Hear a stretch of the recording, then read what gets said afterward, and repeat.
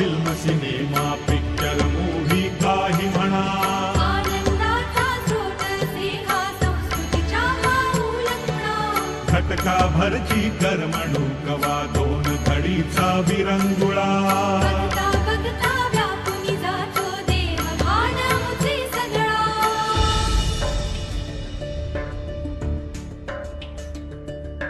रडणाऱ्याचे अश्रू पुसतो लकीर देतो हास्याची, पराभूताला चाहूल देतो भविष्यातल्या भाग्याची.